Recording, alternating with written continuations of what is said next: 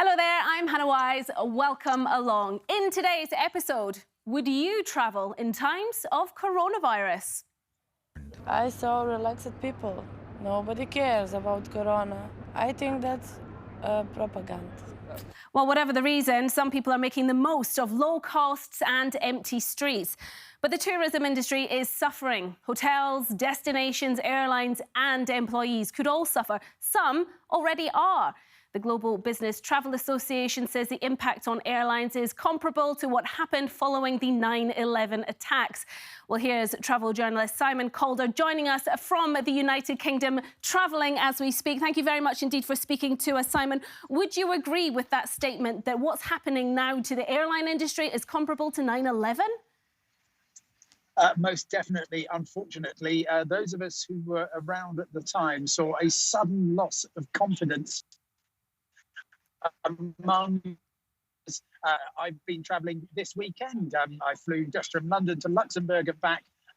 Fairly busy on the way out, but quieter than a normal Friday. And then coming back, well, the plane was half empty. And this is a Ryanair flight indeed. And the airline normally fills all but a handful of seats. So huge concerns out there. I'm on a largely empty train speeding southern England, and the big worry is certainly among the airlines that the business travellers aren't travelling. We've got a huge event, the biggest travel trade event in the world, due to start on Wednesday, which is called ITB, and that was cancelled abruptly late on Friday night. That means tens of thousands of people won't be flying in. Many businesses, as you've been reporting, have been instructing their staff not to fly, and as a result, well, the premium cabins of the airlines are largely empty, and many leisure travellers as well are either cancelling trips or more unfortunately for the airlines, simply not booking. Well, you can understand why. I mean, even just today, the EU has raised its alert level when it comes to coronavirus. Actually, let's just take a listen. ECDC has announced today that the risk level has risen from moderate to high for people in the European Union. In other words, the virus continues to spread. So let me ask you this, Simon. At what point do you stop travelling? The point I stopped travelling is when the government, when the World Health Organization says do not travel, but we are a long way from that.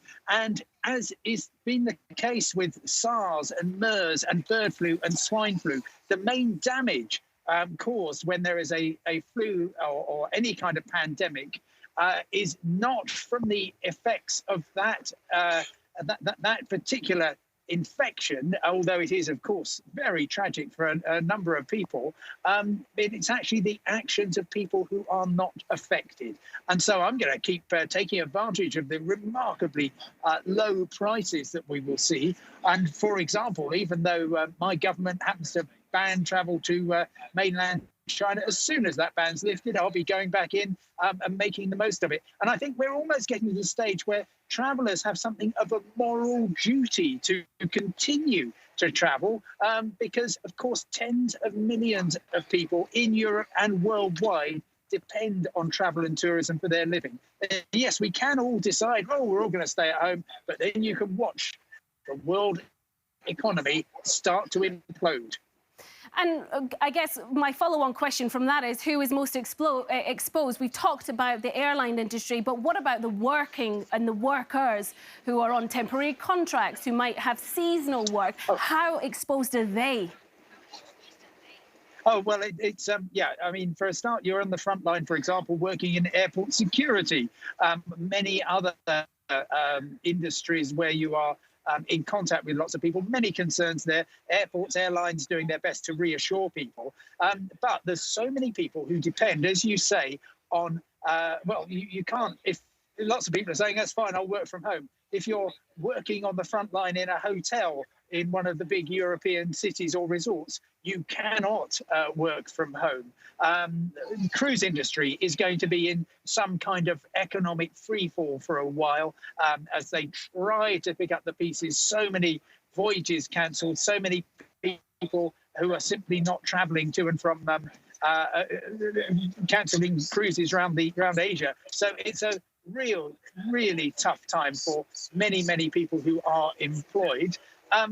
Where it's going to end, well, actually, I could well be wrong about this, but my sense, having watched these, is that we get normalised. We get used to the idea, as they already have in places like Singapore, that, yeah, every day there'll be a few new cases and a few people will get better.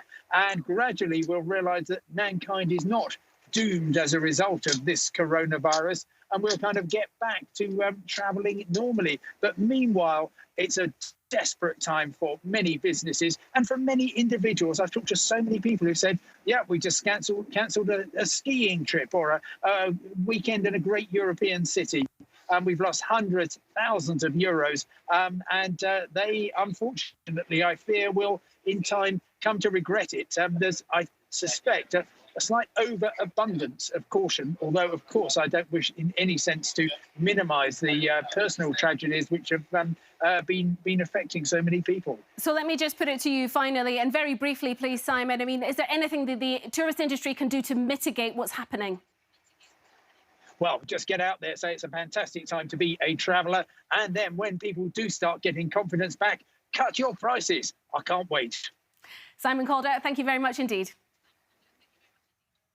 Well, let's get the lowdown now on impacts here in Switzerland. Adrien Genier, CEO of the Geneva Tourism and Conventions Foundation, joins me.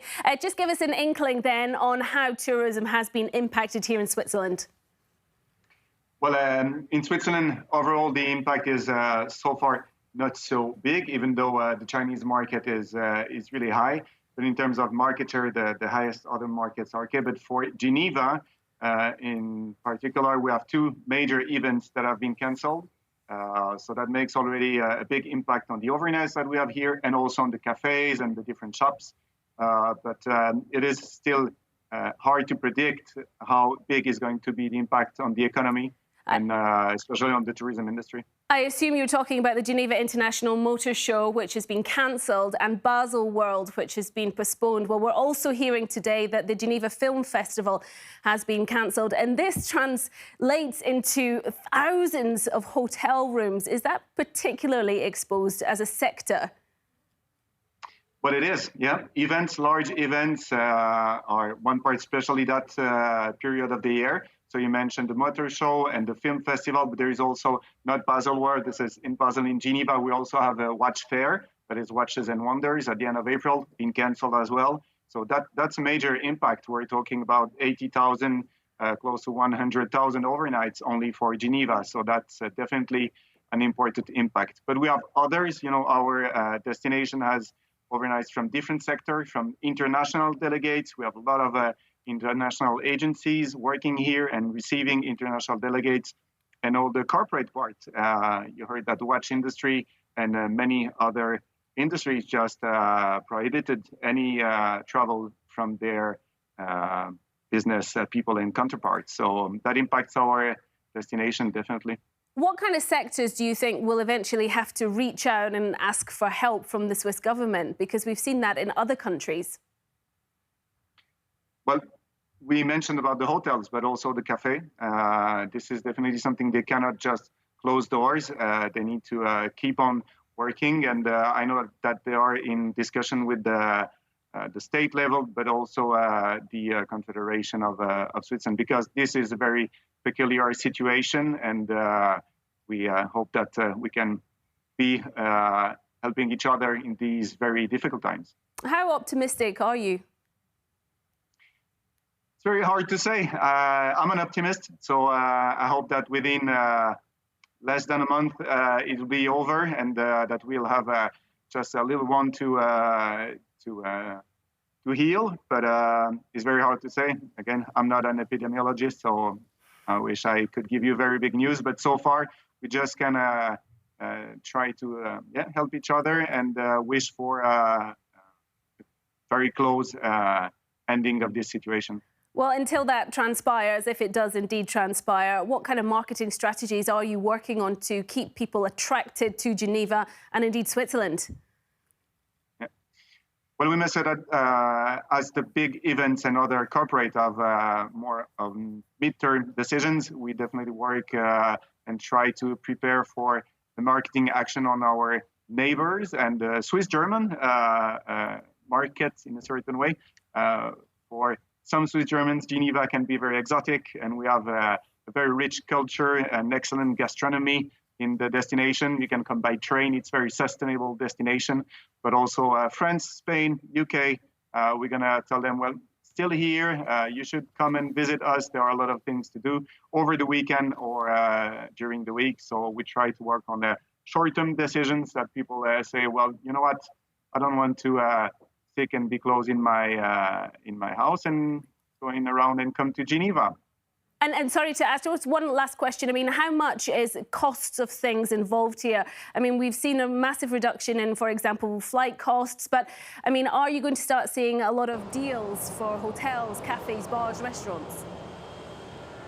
I cannot tell you right now. Most probably our hoteliers are going to play the game and offer some special packages and try to bring people to discover now that the reservations that had been made for these large events had been cancelled. So it might come, yeah? You should go and look at geneve.com. All right, Adrien, Genier, thank you very much indeed for joining us there. Thank you, Anna. Bye. We'll let you know if you would like to comment on any of our stories today. Perhaps you've been affected by the downturn in tourism. We are online on Instagram, LinkedIn, Facebook and Twitter as well. And of course, we're also available 24/7 on our website, cnnmoney.ch. We'll be back again tomorrow. Bye-bye.